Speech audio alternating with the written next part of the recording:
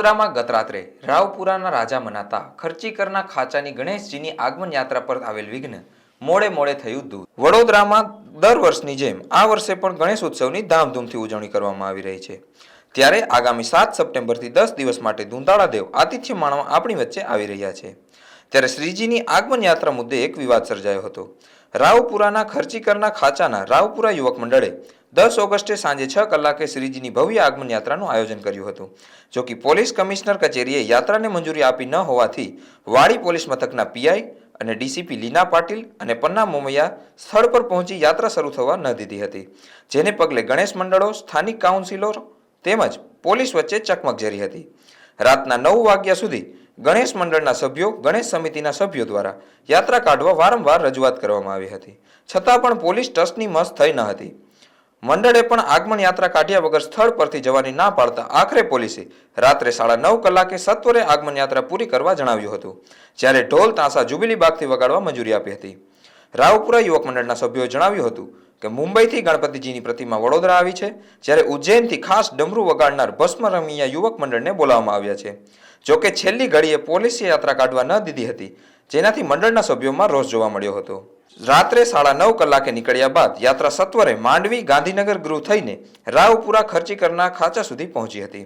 Joint commissioner of police doctor Leena પાટીલે કહ્યું હતું કે અત્યારે શ્રાવણનો મહિનો ચાલી રહ્યો છે, જેમાં 13 ઓગસ્ટે દશામાની વિસર્જન યાત્રા નીકળશે, 15મી ઓગસ્ટે સ્વતંત્રતા દિવસ છે, જે નિમિત્તે તિરંગા યાત્રાનું પણ આયોજન થવાનું છે।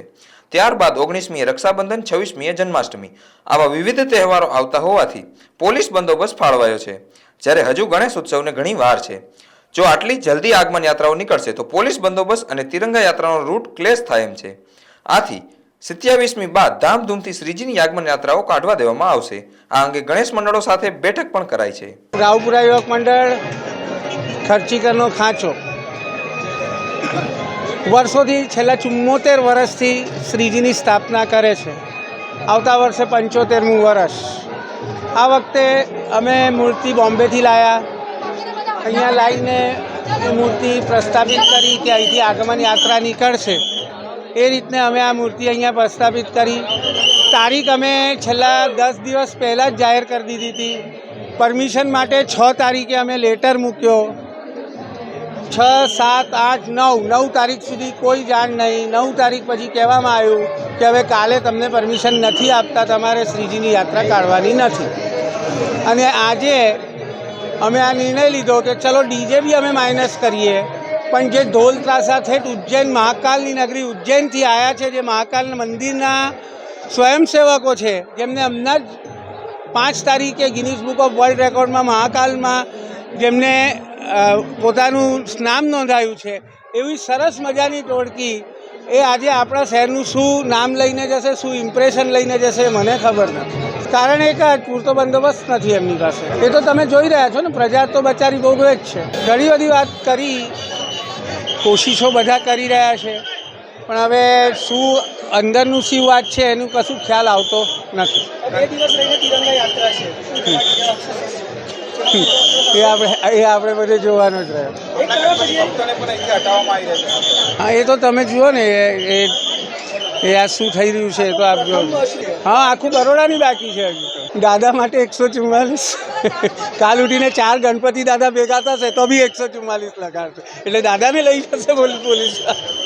હવે એ જ જોવાનું છે ને કે આ સંસ્કૃતિને જાળવવી જોઈએ, એની જગ્યાએ એને ડામવાનો પ્રયત્ન થતો હોય તો એ ખૂબ દુઃખની લાગણી અનુભવું છું। આજરોજ રાવપુરા યુવક મંડળ ખર્ચીકરના ખાંચા વીરુભાઈ શર્માને ત્યાંથી આગમન યાત્રાનું આજે આયોજન હતું। 10 તારીખ બહુ પહેલાંથી ડિક્લેર કરી દેવાની અંદર આવી હતી।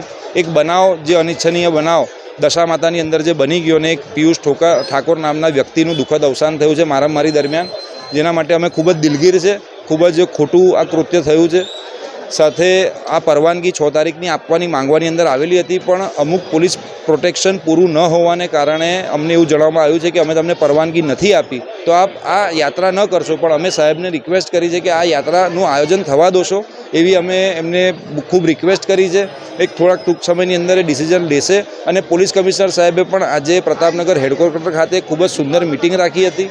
ખૂબ જ સુંદર રીતે તમામ મુદ્દાઓ પર એમને ચર્ચા કરી હતી અને સાથે એમને જણાવ્યું છે કે તમારા જે કંઈક પણ મુદ્દાઓ હોય એ આપ કાલે 1 વાગે મારી પાસે આવીને આપ ચર્ચા કરી શકો છો, એવું એમને ઉપર ઇન્વિટેશન અમને આપ્યું છે. ના એવું અહીંયા આગળ ક્રાઉડ છે, કેમ કે કોઈ પણ ગણેશજીનું આગમન હોય ને, રાવપુરા યુવક મંડળ તો બહુ ફેમસ યુવક મંડળ છે અને ખૂબ જ સુંદર આયોજન જે ભસ્મ રમૈયા ગ્રુપ દ્વારા કરવાની અંદર આવ્યું હતું, એક એટ્રેક્શન હતું. એ જોવા માટે પણ ઘણા બધા લોકો ભેગા થયા છે. સર્વેને અમારી તો સાહેબશ્રીને અપીલ જ છે, અમે હજુ પણ એમને કન્વિન્સ કરવાની કોશિશ કરીએ છીએ કે આયોજન થઈ જવા દો. આ બધી તકલીફ જે ઊભી થઈ છે કે એક આપણે કોઈપણ પ્રોસેશન આપણે ધાર્મિક રીતે સંસ્કારી નગરી વડોદરાની અંદર જ્યારે આપણે આયોજન કરતા હોઈએ છીએ તો આપણી બધાની જવાબદારી બને છે કે એ ખૂબ સુંદર રીતે થાય. પણ અમુક અસામાજિક તત્વો દ્વારા જે રીતે મારામારી કરવાની અંદર આવી, એક છોકરાને મારવાની અંદર આવ્યો, એનું અવસાન થઈ ગયું, જેને કારણે આ તમામ રિસ્ટ્રિક્શન આજે તમામ ગણેશ મંડળો પર લાદવાની અંદર આવી રહ્યા છે. અને વિસર્જનને દિવસે સાહેબશ્રી આજે પણ કીધું પોલીસ કમિશનર સાહેબે કે એમને જણાવ્યા પ્રમાણે છેલ્લા 10 દિવસની અંદર તમારે જે પણ આયોજન કરવું હોય, એટલે 7 તારીખે ગણપતિ છે તો 27 તારીખ બાદ તમારે જે પણ આયોજન કરવું હોય એ તમે આયોજન કરી શકો છો. કમિશનર સાહેબે કીધું છે કે અમે પૂરેપૂરો સાથ સહકાર આપવા તૈયાર છે. પોલીસ કમિશનર સાહેબે એવું કીધું છે. વડોદરા શહેરમાં આપણે ખૂબ જ ધામધૂમપૂર્વક વડોદરા શહેરની ગણપતિની યાત્રાઓનું આયોજન કરેલું છે. પરંતુ આજે જે અત્યારે વિષય આવેલો છે કે ગણપતિની અત્યારે આગમન યાત્રા કાઢવી, પરંતુ આ બાબતે એમને આપણે જે દશામાં માતાજીનો જે હમણાં તહેવાર ચાલી રહ્યો છે એના બંદોબસ્ત ચાલી રહ્યા છે. સાથે સાથે આગળ દશામાં માતાનું વિસર્જન પણ આવી રહ્યું છે. રાષ્ટ્રીય તહેવાર કે જેમાં હર ઘર તિરંગા અને અન્ય જે પણ પ્રોગ્રામ્સ છે, આપણે ખૂબ જ હર્ષોલ્લાસથી સ્વાતંત્ર્ય દિનની ઉજવણી કરવા જઈ રહ્યા છીએ. આગળ પણ બીજા ઘણા બધા હિન્દુ તહેવારો આવી રહ્યા છે, એને ધ્યાનમાં રાખીને આપણે આયોજકોને સમજાવટ કરેલી છે કે ભાઈ આપણે ખૂબ જ ધામધૂમપૂર્વક કાઢવા માગીએ છીએ, પોલીસ બંદોબસ્ત સાથે કાઢવા માગીએ છીએ અને હાલમાં એમની સાથે વાતચીત ચાલી રહી છે. વડોદરા શહેર પોલીસ કટિબદ્ધ છે અને તત્પર છે કે તમામ ગણપતિની જે આગમન યાત્રાઓ છે ખૂબ જ ઉત્સાહથી અને હર્ષોલ્લાસના વાતાવરણમાં કાઢવામાં આવશે.